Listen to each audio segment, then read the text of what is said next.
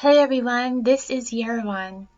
I wanted to talk about the ways that astrology can address physical health and to offer clues for overall wellness. Did you know that you can track your basic energy levels, predicting periods of high output and fatigue with the use of astrology? Even better, once you know what kinds of influences you'll be faced with during any given day, week, month, or year, you have a better chance of making optimal use of that time period. For example, certain astrological transits are better suited for starting up a new diet and others for doing intense workouts at the gym. And yet others would indicate that your best course of action is to stay home and rest for a while. Now first, this is not in any way, shape, or form intended to be medical advice. Specifically, what I am about to share, if applied in the appropriate methods, may significantly help you to take charge of your overall health and vitality. It has to do with understanding how the movements of the moon, sun, and other planets relate to your own personal birth chart. The application of this knowledge is definitely easier to accomplish if you know the exact time of your birth in addition to the city, date, and year.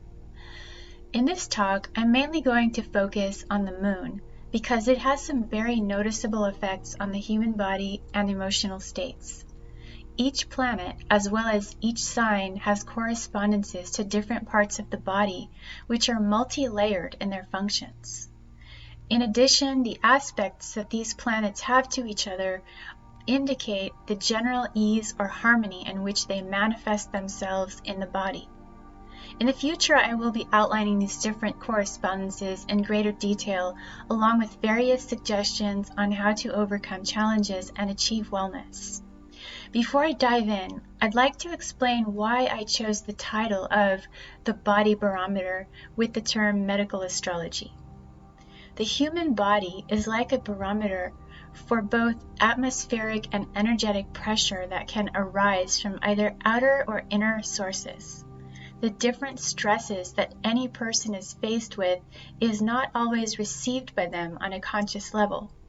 The body has its own intelligence that is always aware of threats and incoming toxins that may be invisible or inaudible to us. It is also miraculous in its capacities in that if left up to its own devices in a somewhat harmonious environment, will automatically heal itself. In the modern world, our bodies deal with much more interference and complex forms of stress than our ancestors had to deal with. Yet still, they serve as barometers for the different types of pressures that we constantly live under. Everyone's body is always offering signals for what it needs and what it wishes to discard. It is often quicker to evaluate a situation than is our thinking mind. Astrology is a tool that can help us to better prepare ourselves for certain types of pressure, so to speak, and there are plenty of options with how to go about doing this. You might find this information most helpful if you first grab or obtain a copy of your birth chart, which you can download at any of several websites that generate natal charts free of charge. Have this chart in front of you for study. You will notice that your chart resembles a wheel divided into 12 uneven slices of pie.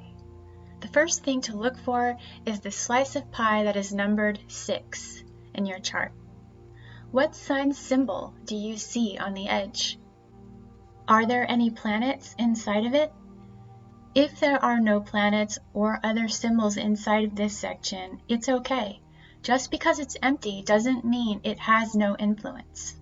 This section is called the 6th house, and it is an area that often indicates the overall health and vitality of an individual, including the stressors, inherent weaknesses, and physical strengths to draw upon. One can also gain insight into temporary states by examining planetary transits through this house.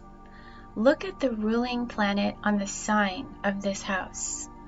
Wherever that planet is, what is the difficulty or ease of its placement? For example, let's say the ruler of your 6th house is Capricorn, and your natal moon is placed there. Capricorn's influence may indicate that you are a very hard worker who takes on more than your share of any given workload, which can be taxing on your overall health. The moon in this house makes you extra sensitive to stimulants in your environment, and it may also indicate that you are often the one who takes care of the people who are closest to you. You need plenty of downtime to recover from stress and should really be careful about your diet. You might have a tendency to comfort eat and to retain fluids. Plenty of water and exercise that is slow moving, such as yoga, would probably be very beneficial to you to maintain your flexibility and mobility into old age. There would also probably be a strong traditional streak, and it could be hard to abandon your traditional values just for the sake of your own personal freedom, because with the moon in this house, you could be rather self-sacrificing. One of the Bach flower essences that I would recommend to someone with this placement is red chestnut, for fear and over-concern for loved ones, or even the fear of hurting their feelings. Let's also say that the moon in your chart is forming a square aspect to Saturn, which is the ruling planet of Capricorn and also the co-ruler of Aquarius. Picture that Saturn is in the sign of Libra in the 3rd house of your chart. This would indicate that you have a background of challenges in your early life around education and communications. Physically, you may have suffered from asthma or allergies that had a heavy impact on your lungs. Maybe you were even born with weak lungs, and this weakness was hereditary, or maybe it was because your mother smoked while you were in utero. In Libra, Saturn is exalted, so there was always a saving grace in these situations that helped you overcome your childhood weaknesses. Still, they left an indelible mark in your subconscious, and to this day, you continue to experience high levels of stress, both when you are exposed to certain allergens that affect your lungs and when it comes to communication with female authority figures. Perhaps you also struggle with depression that you hide very well, which makes you feel very alone. You may greatly benefit from holistic herbal medicine more so than allopathic pills and inhalers, because your health issues are not just physical but deeply emotional in nature.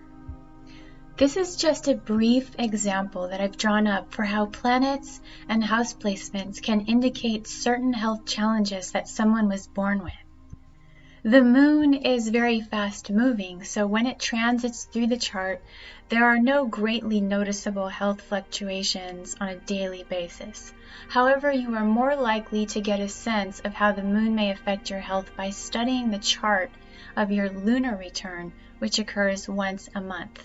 This is when the moon returns to the same position it was when you were born.